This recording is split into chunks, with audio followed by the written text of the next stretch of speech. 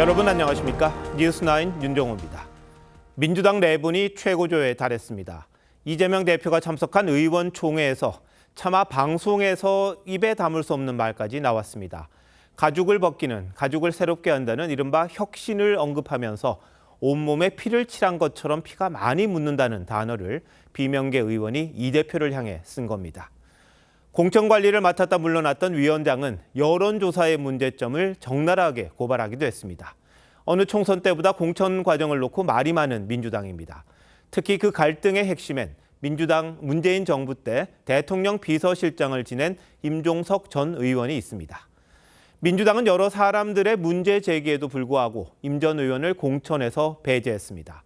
이 결정이 어떤 파문을 가져올지 먼저 이태희 기자가 오늘 공천관리위원회 결정부터 전해드립니다.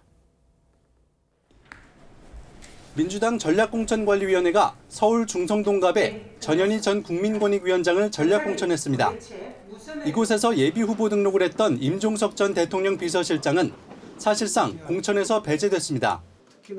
서울 중구 성동갑에 전현희 후보자를 추천하는 것으로 의결하였고, 이에 따라 이미 공천이 확정된 국민의힘 윤희숙 후보와 전현희 후보의 맞대결이 성사됐습니다.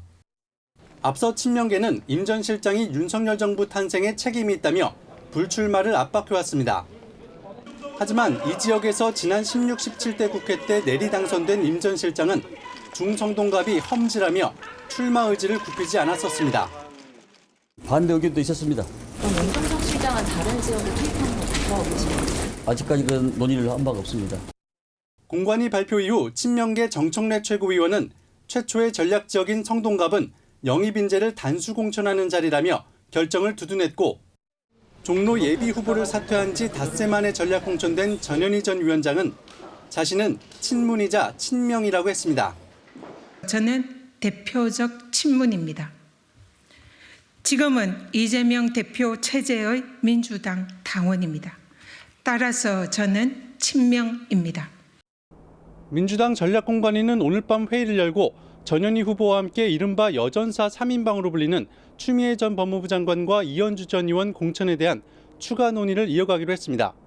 TV조선 이태희입니다. 임종석 전 의원 지금 어디서 뭘 하고 있을까요? 이번 공천 파동의 최대 변곡점이 될 임 전 실장의 선택을 알아보려고 저희 취재 기자가 서울 성동구에 있는 선거사무소 앞에 가 있습니다. 자, 이광희 기자, 임 전 실장 선거사무소에 지금 있습니까?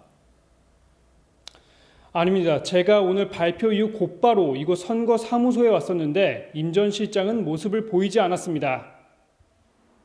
캠프엔 실무진 서너 명만 자리를 지키다 지금은 전부 퇴근했습니다.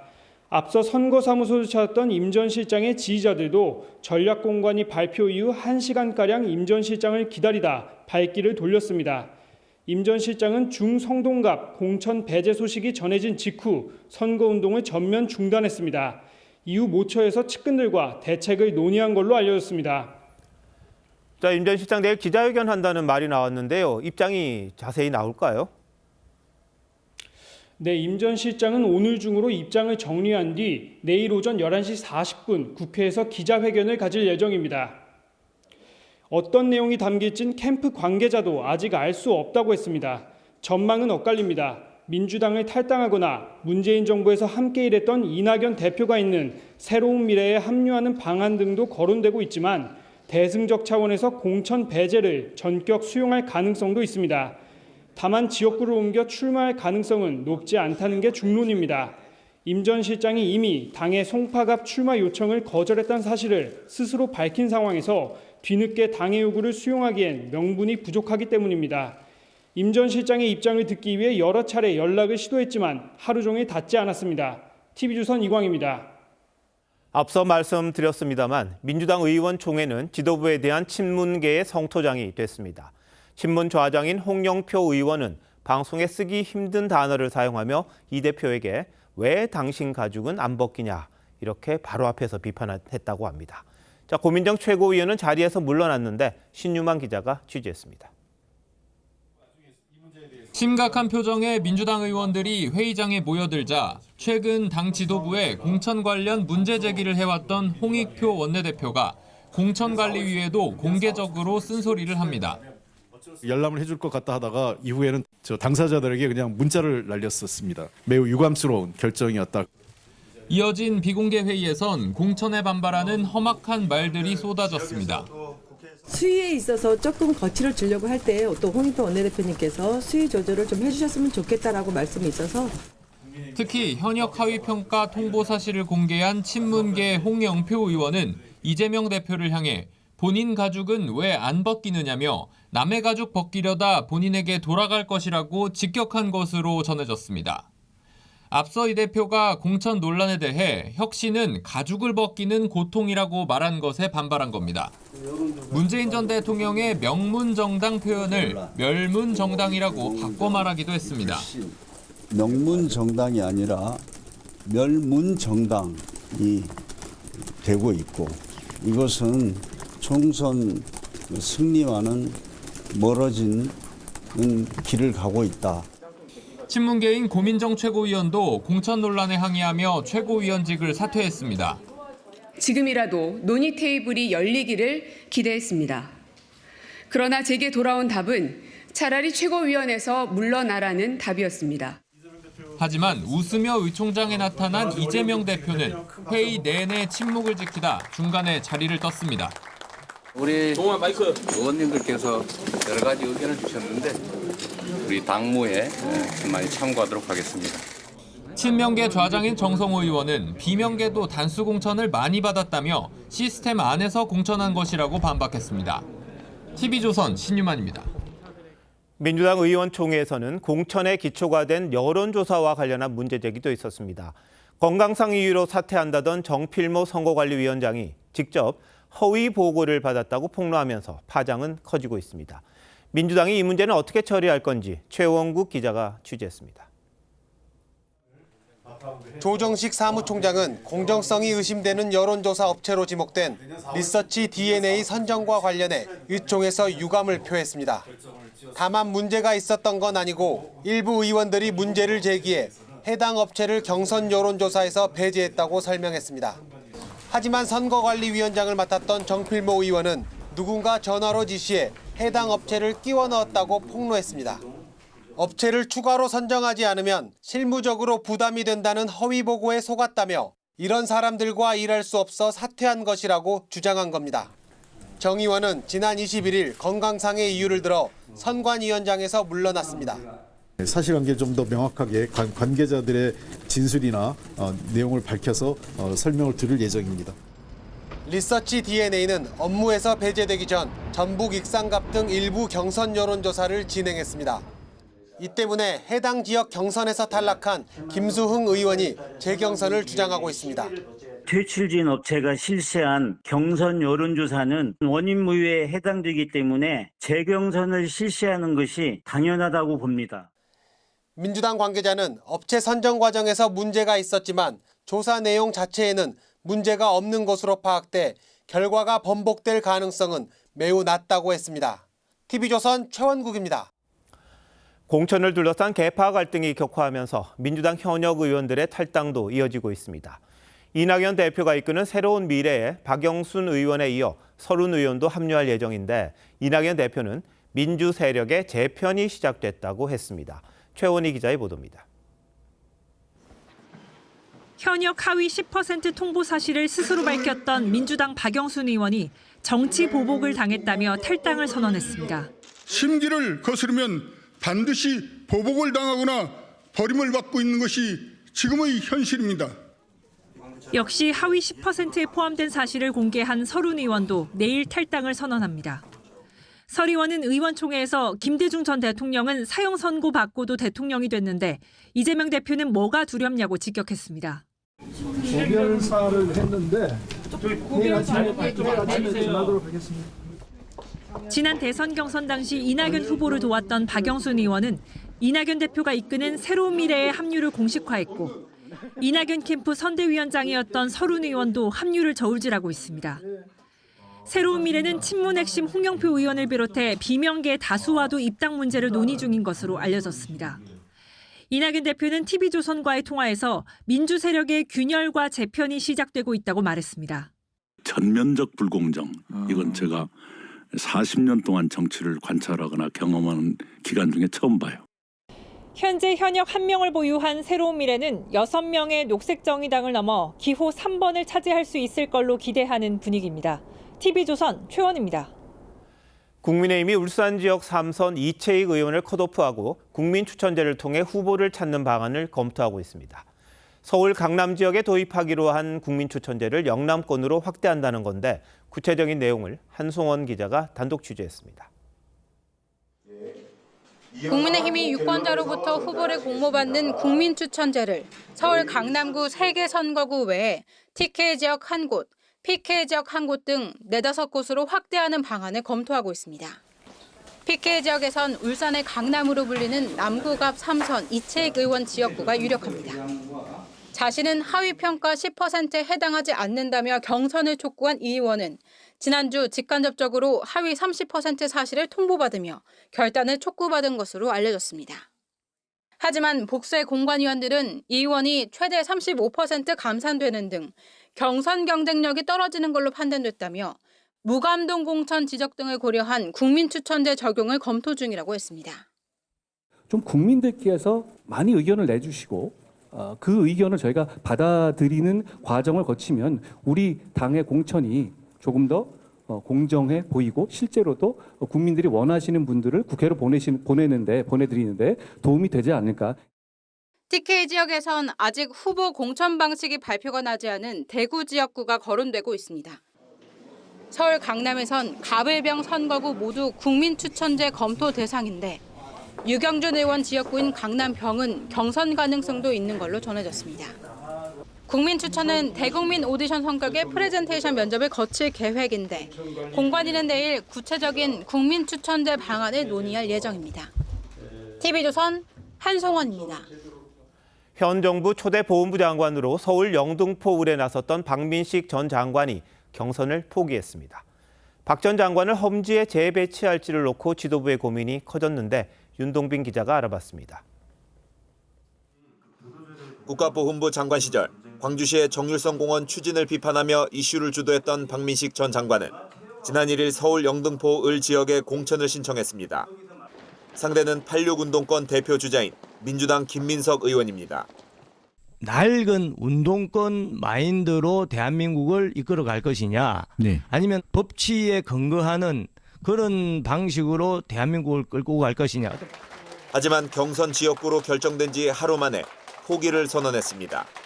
박 전 장관은 영등포을 탈환을 위해 전열 정비가 급선무라며 박용찬 전 당협위원장 지지 의사를 밝혔습니다. 부산 재선 의원 출신으로 부산 복귀나 수도권 재배치 가능성이 거론되지만 앞서 분당을 지역 도전을 저울질하다 영등포을로 옮긴 상태에서 또다시 지역구를 옮기는 게 부담이란 지적도 나옵니다. 다만 공관위 관계자는 그만큼 경쟁력 있는 후보를 찾기 어렵다며 여러 가능성을 검토할 것이라고 했습니다. 충남 아산갑 4선 이명수 의원은 오늘 불출마를 선언했는데 공천 보류 지역 중에선 윤두현, 최춘식, 이달곤 의원에 이어 4번째입니다. 이달곤 의원이 불출마한 경남 창원 진해 이종욱 전 조달청장 전략 공천이 유력한 걸로 전해졌습니다. TV조선 윤동빈입니다.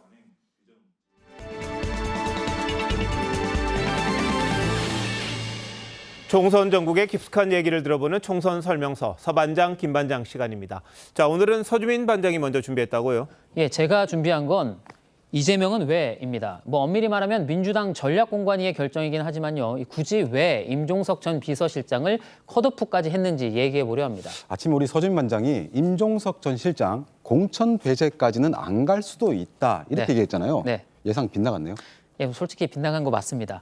예, 물론 저희가 지난주에 임 전 실장의 컷오프 발표가 임박했다라는 단독 보도를 전해드린 바가 있긴 합니다. 예, 하지만 이해찬 전 대표가 명문정당 사수를 위해 임 전 실장을 살려야 한다는 뜻을 이 대표 측에 전했다라는 걸 듣고 결정이 바뀔지도 모르겠다라고 봤습니다. 왜냐하면 그게 합리적인 결정이기 때문입니다. 그럼 오늘 결정은 비합리적이란 뜻인가요? 예, 그렇습니다. 일단 당내 영향력이 여전한데다 이 대표의 정치적 후견인격인 이해찬 전 대표와의 정치적인 관계가 틀어질 것까지 각오를 해야 합니다. 또 이 대표의 본심이 어떻든 간에 이른바 명문 갈등을 봉합할 의지가 전혀 없는 것으로도 비춰질 수 있기 때문입니다.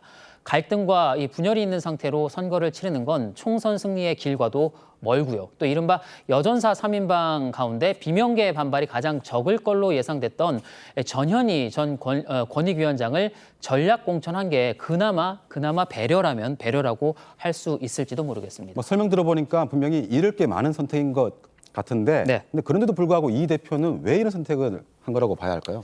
네, 당내에서는 차기 당권과 또 대권을 노리는 이재명 대표의 사전 포석으로 보는 시각이 적지 않습니다. 친문계의 상징적 인물인 임 전 실장이 국회에 입성할 경우 친문 세력, 더 나아가 비명계의 구심점 역할을 할 수 있다는 겁니다. 물론 친명계에서는 원래 전략공천 지역에 임 전 실장이 도전한 것 자체가 무리였다. 또 윤석열 정부 탄생에 책임 있는 인사를 공천할 수는 없다라는 등의 이유를 들고 있지만 그게 과연 총선을 앞두고 단일 대우를 깰 만큼 절박한 이유였느냐? 이 부분이 사실 여전히 의문입니다. 자, 임 전 시장도 임 전 시장입니다만 앞서 리포트에서도 봤듯이 선거 관리를 맡았었잖아요. 정필모 의원, 건강을 이유로 사퇴를 했습니다만 이 허위 보고를 받았다 이런 폭로를 의원총회장에서 했습니다.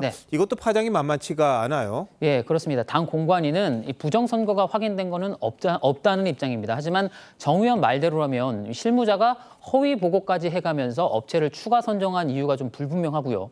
또 그렇게 실무자를 움직인 사람이 누군지도 밝혀지지 않았습니다.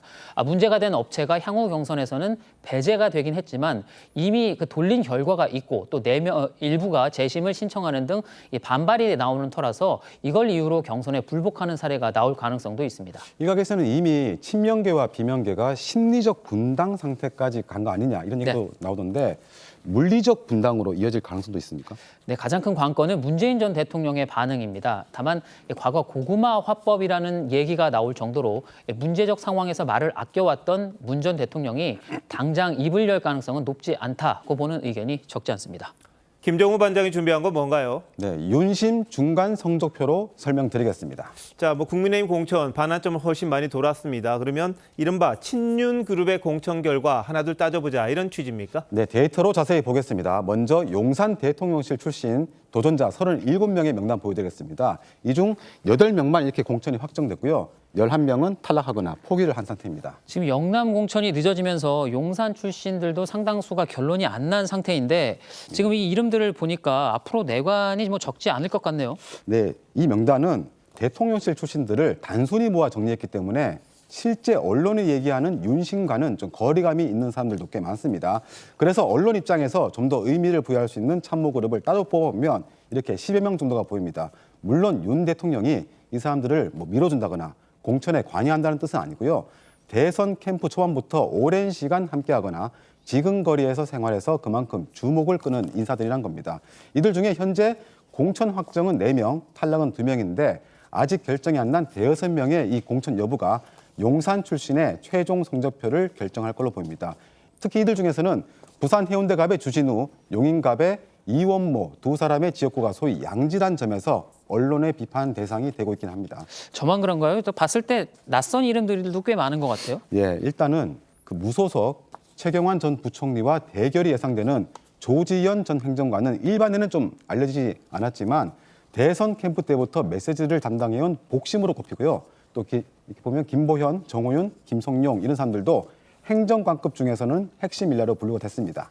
이른바 친윤이라고 했을 때 대통령실 출신도 있습니다만 원내 인사들 더 주목받는 것 아닙니까? 예, 어제 그 권성동, 이철규 그리고 앞서 윤한홍 의원이 단수 공천을 확정지었지만 박성민 의원은 지금 경선을 치르게 됐고요. 또 박민식 전 장관은 앞서 전해드린 대로 지역구를 또 옮겨야 하는 상황이어서 아직 최종 성적을 매기기엔 좀 이른 것 같습니다. 네, 그럼에도 장제원만 희생했다라는 이 지적이 나올 정도니까 이 친윤 현역들의 잡음 없는 조용한 공천은 계속 논란이 될 것 같기는 해요. 예, 그래서 전체적인 규모로 봐서는 친윤 그룹이 공천에서 크게 배제되지 않는 흐름은 맞다고 봐야 할 겁니다. 다만 여권에서는 과거 공천과는 다르다는 점을 강조하고 있습니다. 과거엔 청와대가 배후에서 주도하는 경우가 많았다는 거죠. 그러니까 시스템이니 상향식이니 하는 것도 결국 여권 핵심부가 그 필요로 하는 후보를 먼저 배치해놓고 거기에 룰을 짜맞춘다는 지적이 있었던 것도 사실입니다. 그런데 이번 공천에서는 한동훈 체제의 신주류로 불리는 장동혁 사무총장이 친윤 의원들을 견제하는 역할을 맡고 있는 걸로 알려져 있죠. 친윤이든 용산 출신이든 알아서 생활해야 할 상황은 맞는 걸로 보입니다. 여야 모두 공천 상황 좀 복잡하긴 합니다. 근데 뭐 결과는 총선에서 얼마나 잘 하느냐 거기에 달려 있는 게 아닌가 싶습니다. 두 반장 잘 들었습니다.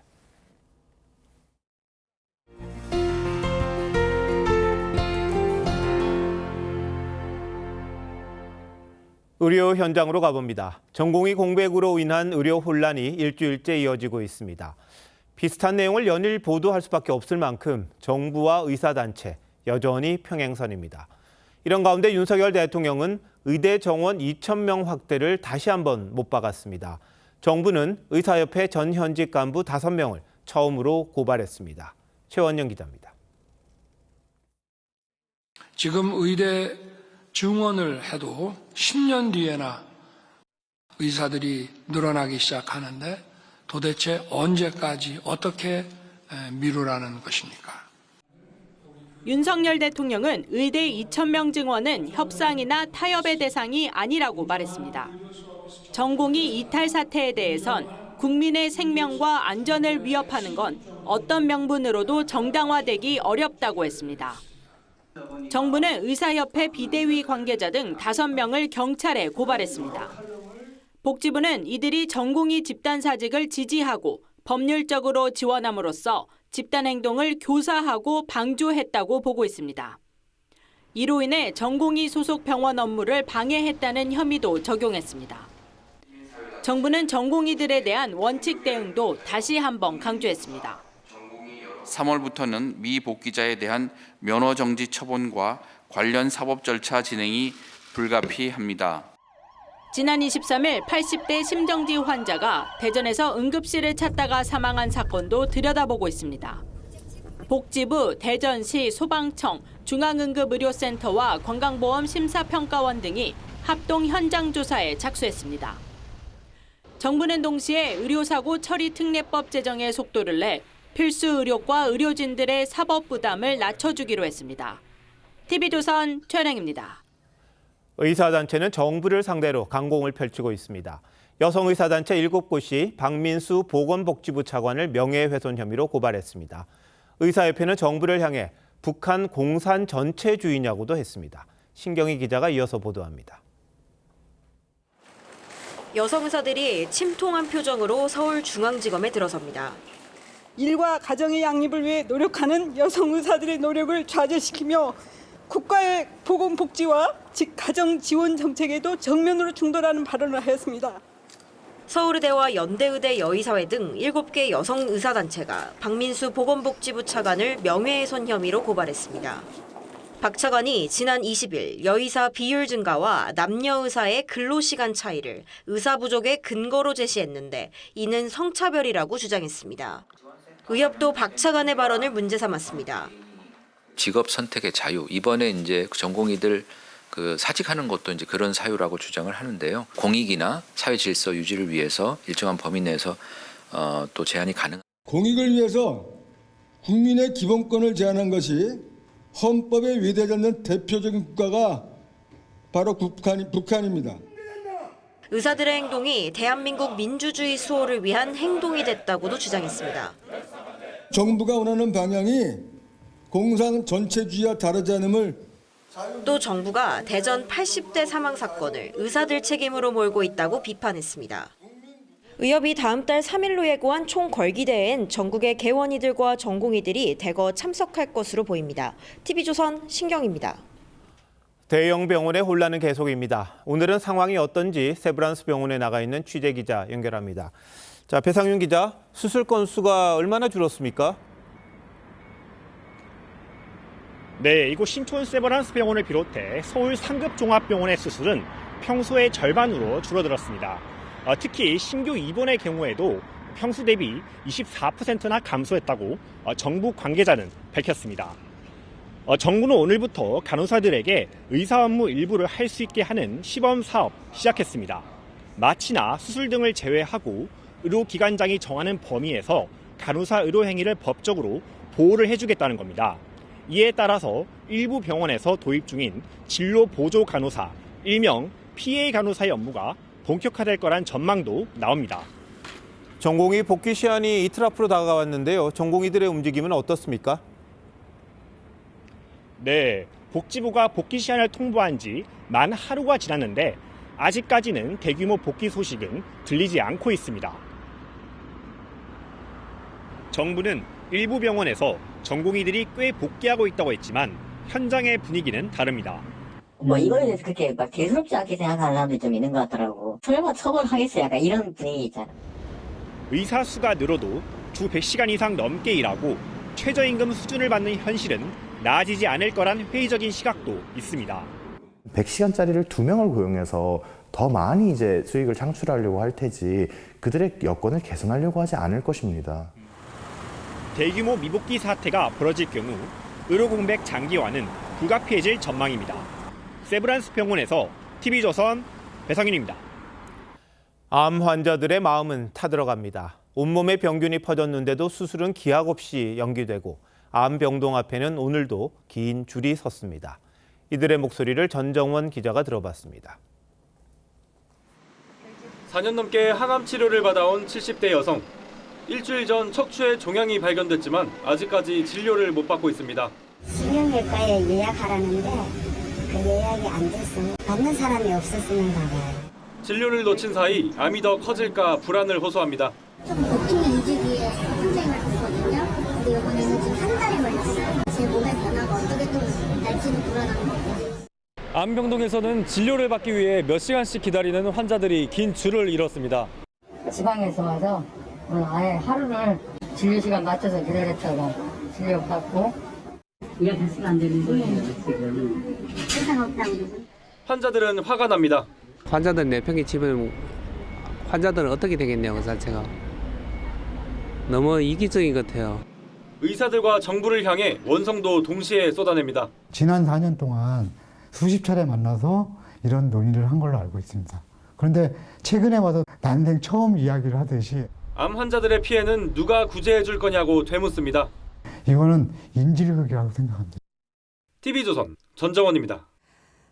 마약이 사람을 얼마나 타락시키는지 실감하실 수 있는 리포트 연이어 전해드리겠습니다.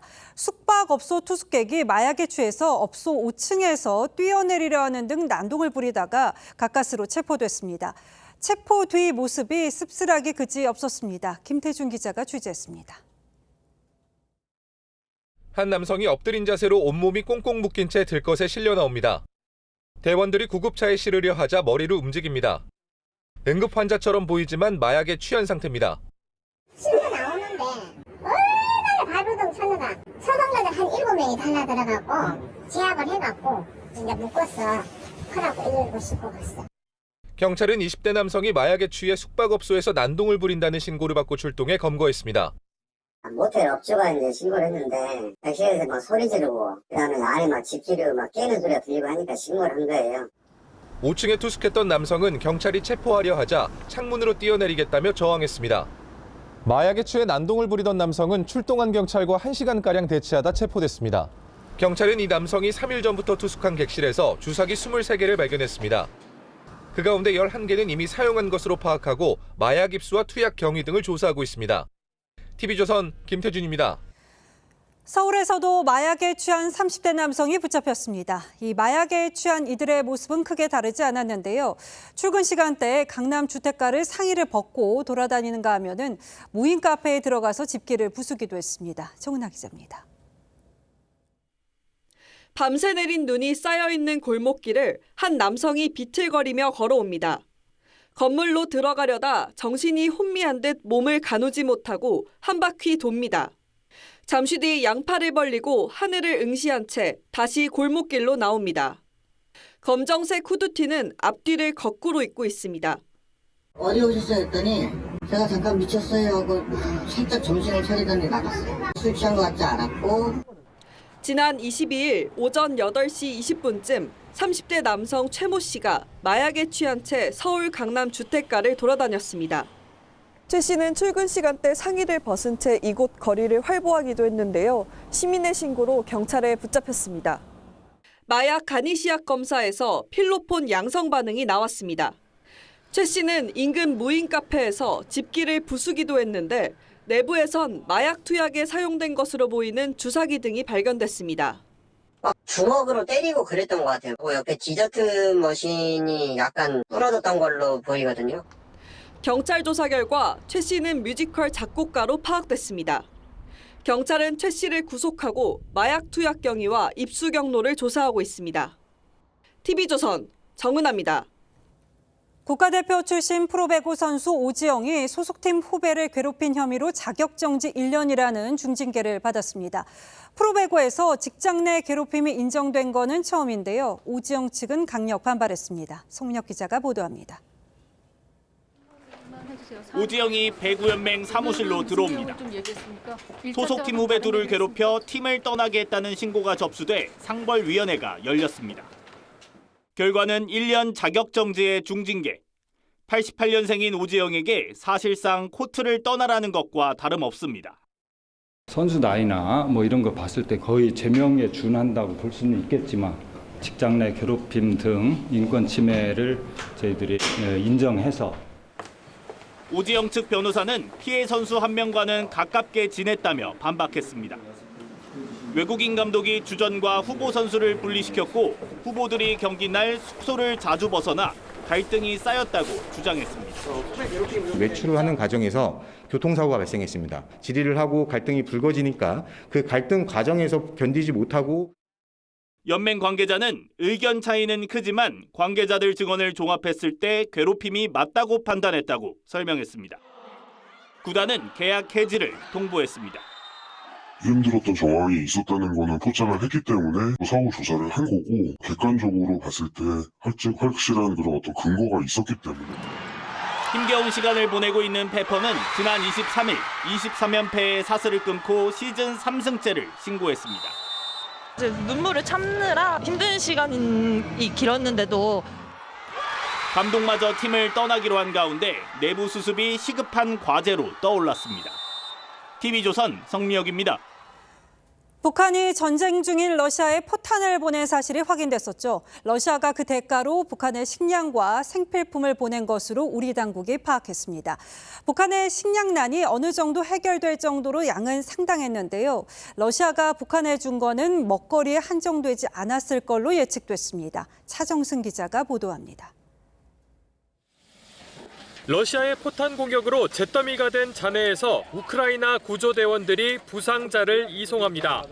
현장에선 KN-23과 같은 북한제 포탄 잔해가 발견됐습니다.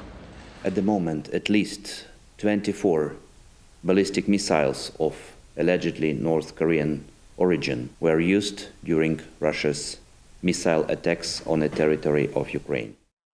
지난해 8월부터 북한이 러시아로 보낸 컨테이너는 6,700개에 달합니다. 152mm 포탄 기준 300만 발 규모인데 북한은 그 대가로 무기를 보낼 때보다 30% 이상 많은 8,700여 개 컨테이너로 식량과 생필품을 받았다는 게 우리 군의 분석입니다.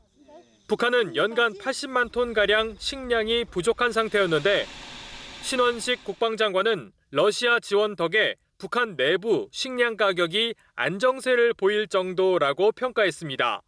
최근 부쩍 잦아진 북한의 순항미사일 시험 발사 역시 러시아 수출을 염두에 둔 거란 분석도 나왔습니다.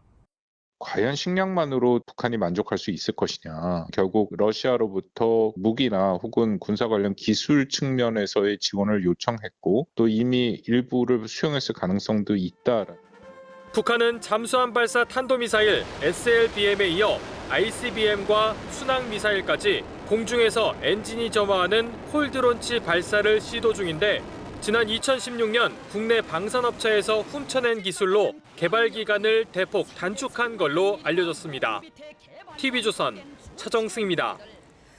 우크라이나군이 또 퇴각했습니다. 미국이 우크라이나에 제공한 세계 최강 전차 에이브럼스도 투입이 공개된 지 며칠 만에 파괴된 것으로 파악됐습니다. 당초 에이브럼스는 게임 체인저가 돼줄 것으로 기대를 모았는데 한계를 보이고 있는 거죠. 우크라이나가 이 러시아군에 밀리고 있음도 부정할 수 없게 됐습니다. 이정민 기자입니다. 탱크 한 대가 포탄을 발사하며 눈 덮인 전장 곳곳을 누빕니다. 우크라이나 국방부가 공개한 미국 에이브럼스 M1 탱크의 활약 모습입니다. 하지만 불과 사흘 뒤 러시아군은 이 전차를 파괴했다고 밝혔습니다. 온라인에선 불이 붙은 전차의 모습도 확산했습니다. 에이브람스 전차는 빠른 속도와 최신 장비로 세계 최강으로 꼽힙니다. Because it will enhance the Ukraine's capacity to defend its territory and achieve its strategic objectives. 하지만 기대와 달리 전선 돌파에는 힘을 쓰지 못하고 있다는 지적입니다. 우크라이나군은 전차가 배치됐던 격전지 일대에서 후퇴를 거듭하고 있습니다. 합동 자산들이 좀 부족했던지 세계 최강의 전차로 알려진 M1 전차가 어이없이 파괴가 됐다는 모습은 결국 우크라이나군의 운영 미숙의 원인도 큰 것으로 좀 보여집니다. 앞서 미국 브래들리 장갑차와 독일 레오파르트 전차도 번번이 러시아군에 격파된 바 있습니다. 우크라이나는 개전 이후 영토의 20%를 뺏긴 상황. 프랑스에선 지상군 파병 가능성도 배제하지 않는 가운데 미국은 한국도 국방물자를 더 지원하길 바란다고 주문했습니다. TV조선 이정민입니다. 계속해서 이틀째를 맞은 세계 최대 이동통신 전시회 MWC로 가보시죠. 미래형 기술이 쏟아졌습니다. 이제 접는 폰, 폴더블 폰 자리를 360도로 휘어지는 벤더블 폰이 차지하게 될지도 모르겠습니다. 또 음성으로 비행기 등 티켓을 예약하는 시대도 머지 않은 듯합니다. 유혜림 기자가 소개합니다. 스마트폰이 360도로 휘어져 있습니다. 끝부분만 접어 세우는 것도 가능합니다. 일명 벤더블 폰으로 팔찌처럼 둥글게 구부려 착용할 수 있습니다. 앱이 전혀 없는 AI 폰도 등장했습니다. 번거롭게 앱을 깔지 않아도 말만 하면 알아서 척척 작업을 수행합니다. 비행기 표 예약을 도와달라고 하자 Book me a flight from Barcelona to Frankfurt for Thursday for 2 people. 조건에 맞는 표를 찾아줍니다. Dominated by two big players, Apple and Samsung. If you're a smaller player with lower volumes, you've got to find some ways to innovate. 사람 같은 표정으로 화제가 됐던 휴머노이드 로봇 아메카도 참가해 유창한 언어 실력을 뽐냈습니다. What is a robot's favorite snack? Date stick. Ha ha ha. That's a pretty good one, right? 국내 통신사들도 혁신에 동참했습니다. KT는 최적의 경로를 찾아 이동하는 도심 항공교통과 장애물을 인식해 멈추는 AI 킥보드를 선보였습니다. SKT는 해외 통신사들과 합작법인을 만들어 글로벌 AI 개발에 나섰습니다. AI 데이터 센터 같은 다양한 사업으로 확장하는 것을 목표로 여러 통신사들과 논의하고 있습니다. 더 기발하고 똑똑하게 소비자들을 사로잡기 위한 기업들의 도전이 계속되고 있습니다. TV조선 유혜림입니다. HBM이란 게 있습니다. 이 막대한 양의 데이터 처리가 필요한 AI 시대의 필수제인데요. 삼성전자가 업계 최초로 HBM 기종의 5세대 기술을 개발했습니다. 이 삼성전자가 내놓은 승부수에 마음이 급해지는 건 SK 하이닉스입니다. 김지아 기자가 좀 더 설명드리겠습니다. 최근 미국 엔비디아가 이끌고 있는 AI 반도체 열풍에서 소외됐다는 평가를 받아온 삼성전자. 절치부심 끝에 회심의 카드를 꺼내들었습니다. 고대역폭 메모리 HBM의 5세대 기술인 12단 HBM3E를 세계 최초로 개발하는 데 성공한 겁니다. To innovate in this exciting new technological era, as well as to foster close collaboration with customers and partners to envision a new future for memory. HBM은 D램을 수직으로 쌓아올려 성능을 높인 반도체로 그래픽 처리 장치, GPU와 함께 AI 반도체의 핵심으로 꼽힙니다. 삼성전자는 신제품의 성능과 용량이 전작인 4세대보다 50% 이상 개선돼 AI 학습 훈련 속도가 34% 향상된다고 설명했습니다. AI 열풍과 함께 HBM 시장이 급성장하면서 주도권 경쟁이 치열해진 상황. 엔비디아의 4세대 HBM을 사실상 독점 공급 중인 SK 하이닉스는 5세대 모델 양산 초입기에 들어갔고 D램 3위 업체인 미국 마이크론은 5세대 HBM을 2분기 출시하는 엔비디아 신제품에 탑재한다고 밝혔습니다. 새로운 기술, 새로운 제품들이 나올 거예요. 계속 그런 기술 경쟁을 하고 그렇게 엎치락뒤치락 하면서 시장이 조금씩 변해갈 것이다. 그렇게 보여집니다. 기술력이 약간만 뒤처져도 추격당할 수 있는 만큼 5세대 HBM 기술을 둘러싼 속도전은 더 치열해질 전망입니다. TV조선 김자입니다. 공천으로 묻히고 있습니다만 여야 모두 정책과 공약도 계속 내놓고 있습니다. 한강벨트 격전지를 찾은 한동훈 국민의힘 비상대책위원장은 기후위기 공약을 발표했습니다. 더불어민주당은 대출 금리를 낮추고 최저 생계비는 압류를 못하게 하는 대책을 내놓았습니다. 최민식 기자의 취재입니다. 이른바 총선 공약 배송을 이어가는 한동훈 위원장은 기후위기 대응책으로 재생에너지 사용에 매달리는 대신 탄소 감축에 집중하겠다고 했습니다. 재생에너지만으로는 탄소 중립과 획기적인 온실가스 감축 달성할 수 없습니다. 국민의힘은 원전과 재생에너지를 균형적으로 확충할 겁니다. 한 위원장의 공약 발표 행사엔 중성동갑의 단수 공천을 받은 윤희숙 전 의원이 동행했습니다. 한 위원장이 공약 발표 장소로 성동구를 택한 건 수도권 최대 격전지인 한강벨트 표심을 겨냥한 것이란 해석이 나왔습니다. 과거 굴뚝 시대의 한 정점이었던 지역이 지금 대한민국을 먹고 살릴 수 있는 첨단 산업의 메카가 여기 윤희숙 후보가 있어서 더 든든한 건 맞습니다.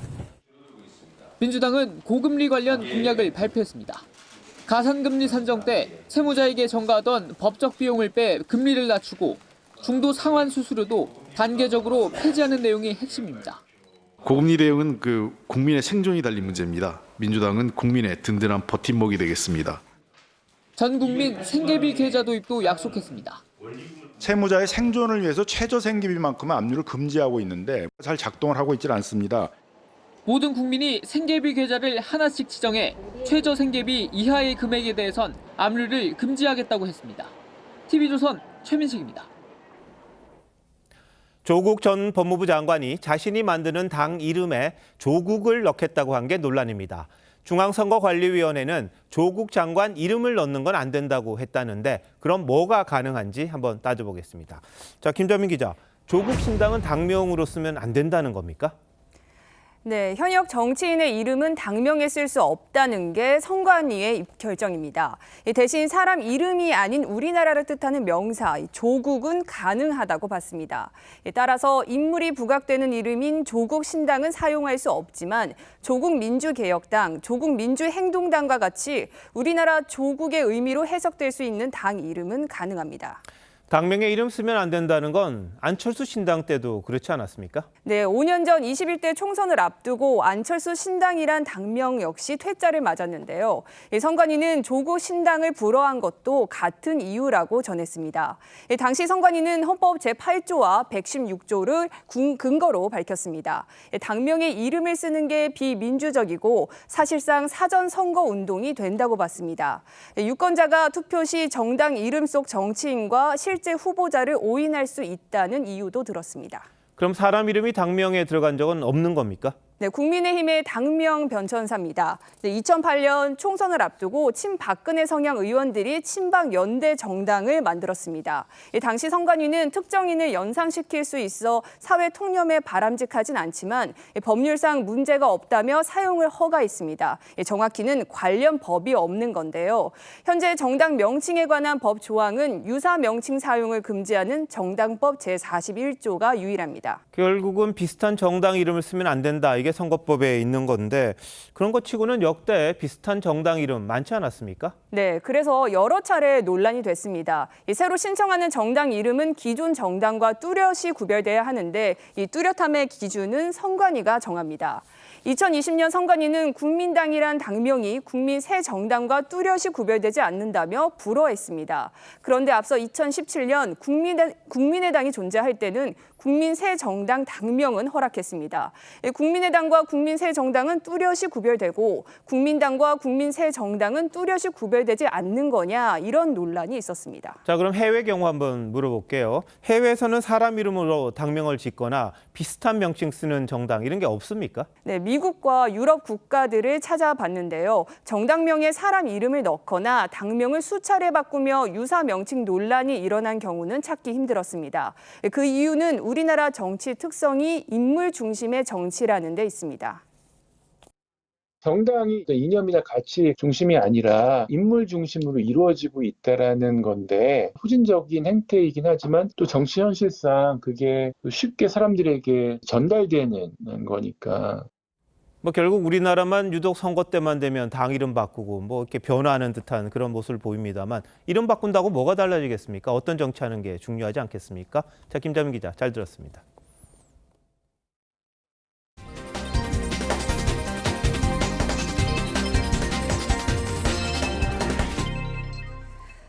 사흘 뒤면 105주년 3.1절입니다. 아쉽게도 요즘은 국경일에 태극기를 개양하는 집을 찾아보기 어려운데요. 이번 3.1절은 조금 달라진 국경일을 기대해 보셔도 좋겠습니다. 이심철 기자입니다. 대구의 한 아파트, 한 동 전체에 한 집도 빠짐없이 태극기가 개양됐습니다. 최고 27층까지 있는 이 아파트 3개 라인에 태극기가 모두 걸렸습니다. 태극기가 펄럭이는 모습에 가장 감명을 받은 건 어린이들입니다. 안 달린 데는 좀 허전한데 달린 것을 보면 웅장해요, 뭔가. 입주자 대표회에서 나눠주는 태극기를 받아서는 곧장 집으로 가 내걸기도 합니다. 독립운동을 외치는 것을 기념하기 위해서 태극기를 가지고 집에 달려고 창문에 달고 그 3.1절을 기념할 거예요. 태극기를 개양함으로써 애국심도 생기고 나라 사랑도 생긴다는 그런 취지로 이렇게 행사를 진행하게 되었습니다. 육해 공군 본부가 있는 충남 계룡시 3.1절을 앞두고 거리에 2,100개의 태극기를 다는 작업이 한창입니다. 민족 자존과 국권 회복에 헌신하신 선열들의 위협을 기리고 시민들의 나라 사랑하는 마음을 드높이고자 이번 운동을 전개하게 되었습니다. 지난해 3.1절 일장기 개양 논란이 일었던 세종시는 시민 제안에 따라 온라인을 통해 다음 달 5일까지 태극기 달기 캠페인을 벌입니다. 서울 송파구는 지난해 3.1절부터 높이 55m짜리 대형 태극기 개양대를 설치하고 태극기 테마 거리를 만들기도 했습니다. TV조선 이심철입니다. 가왕 나훈아 씨가 데뷔 58년 만에 가요계 은퇴를 시사했습니다. 오는 4월부터 열리는 이 전국 투어 콘서트를 마지막으로 마이크를 내려놓겠다고 했습니다. 박소영 기자입니다. 전국 투어를 준비하고 있는 가수 나훈아가 7월 전주 공연을 끝으로 더 이상 무대에 서지 않겠다고 밝혔습니다. 나훈아는 소속사를 통해 공개한 편지에서 마이크를 내려놓는다는 것이 이렇게 용기가 필요할 줄 미처 생각지 못했다며 박수 칠 때 떠나라는 깊은 진리의 뜻을 따르고자 한다고 전했습니다. 긴 세월 아끼고 응원해 주셨던 분들과 나무라고 꾸짖어 주셨던 분들에게 모두 고마웠다고 인사했습니다. 나훈아는 1966년 천리길로 데뷔한 이래 무시로와 잡초, 갈무리 등 숱한 히트곡을 남기며 한국을 대표하는 트로트 가수로 활약해왔습니다. 2020년 발표한 패스영은 중장년층과 젊은 층의 사랑을 두루 받으며 노래 제목이 전국민 유행어가 될 정도였습니다. 지난해에는 신곡 기장갈매기 뮤직비디오에서 선보인 갈매기 춤이 열풍을 불러일으키면서 유튜브 채널 누적 조회수 1억 뷰를 넘겼습니다. 아쉽고 안타까운 일이죠. 굉장히 현재적인 그런 트렌디한 음악들 이런 거에 발맞춰서 변화하고 성장하는 모습을 보였던 가수기 때문에 나훈아의 마지막 콘서트는 오는 4월부터 7월까지 인천과 청주, 울산 등지에서 열립니다. TV조선 박소영입니다. 황선홍 감독이 한국 축구대표팀 임시감독으로 선임됐습니다. 다음 달 열리는 A매치 2경기를 맡기로 한 건데요. 아시는 것처럼 황 감독은 23세 이하 축구대표팀 감독을 맡고 있습니다. 겸직에 대한 우려도 나옵니다만 황 감독은 위기의 한국 축구를 바로 세우겠다는 각오입니다. 이다솜 기자입니다. 황선홍 올림픽 대표팀 감독이 태국과의 3월 A매치 2경기에 한해 축구대표팀의 지휘봉을 잡습니다. 축구협회 전력강화위원회는 지난 25일 1순위 후보자였던 황선홍 감독에게 임시 감독직을 제안했고 황 감독은 고심 끝 어제 이를 수락했습니다. 아시안게임 우승으로 최근 성과도 보여줬으며 국제대회 경험, 아시아 축구에 대한 이해도 또 갖췄다는 점입니다. 당초 축구협회는 3월부터 정식 감독을 선임하겠다는 계획을 밝혔지만 K리그 현직 감독 차출설에 반대 여론이 확산되는 등 성급하다는 지적이 이어지자 결국 입장을 바꿨습니다. 황선홍 감독의 수락으로 급한 불은 껐지만 올림픽 대표팀은 4월 파리올림픽 최종 예선이라는 중대한 대회를 앞두고 있습니다. 10회 연속 올림픽 본선에 도전하는 황선홍 감독의 어깨는 아주 무거워졌습니다. 한국 축구에 우려가 많으신데 그 걱정을 좀 덜어드릴 수 있도록 제가 책임감을 가지고 최선을 다하겠습니다. 협회는 아시안컵 준결승 전날 주장 손흥민과 다툰 이강인의 선발 여부에 대해선 새로운 감독과 논의를 하겠다고 밝혔던 만큼 황선홍 감독은 다음 달 11일 태국전 명단 발표에서 이강인의 합류 여부를 밝힐 전망입니다. TV조선 이다솜입니다.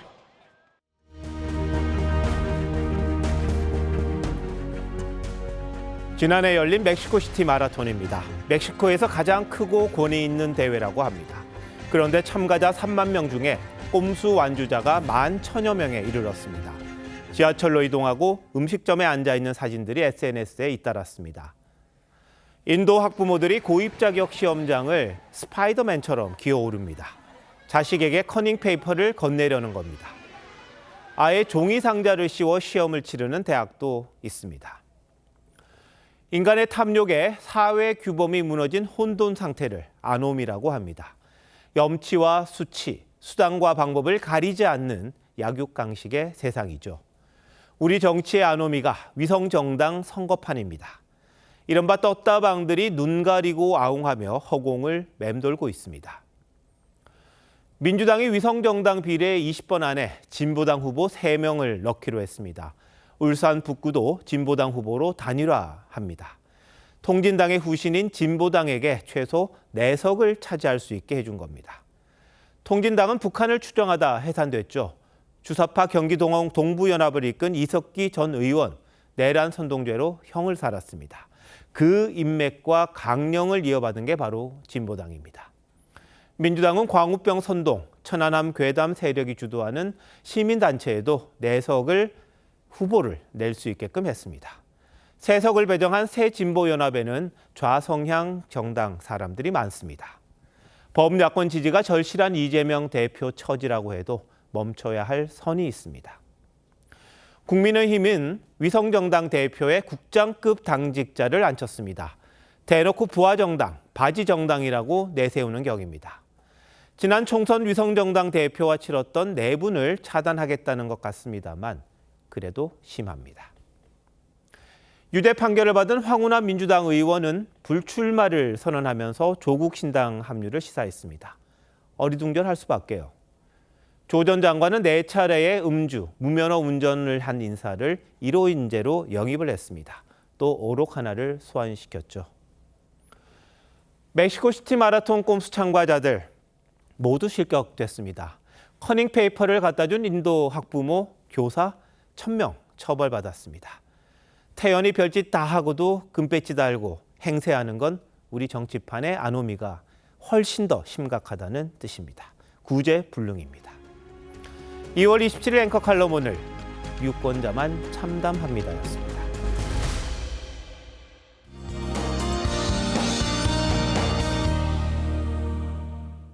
아침 저녁으로는 쌀쌀한데 한낮에는 비교적 온화합니다. 내일도 내륙에서는 10도 이상 크게 벌어지는 일교차에 유의하셔야겠습니다. 모레는 전국에 비나 눈이 오겠습니다. 이후로 3일절인 금요일부터 주말까지 반짝 영하권 추위가 찾아오겠습니다. 내일 중부지방은 흐리고 남부와 제주 하늘에는 가끔 구름 많겠습니다. 당분간 강원 동해안과 경상권 해안에는 너울에 의한 높은 물결이 갯바위나 방파제를 넘어올 수 있겠습니다. 해안가 안전사고에 유의하셔야겠습니다. 내일도 기온은 오늘과 비슷하겠습니다. 아침에 서울이 영상 2도, 대전이 0도, 대구는 영하 1도 보이겠고요. 한낮에는 서울이 9도, 남부지방은 10도를 웃돌며 온화하겠습니다. 3일절에는 전국이 대체로 맑겠고 제주만 새벽 한때 비나 눈이 오겠습니다. 날씨였습니다. 2월 27일 화요일 뉴스9 마칩니다. 시청해주신 여러분 고맙습니다.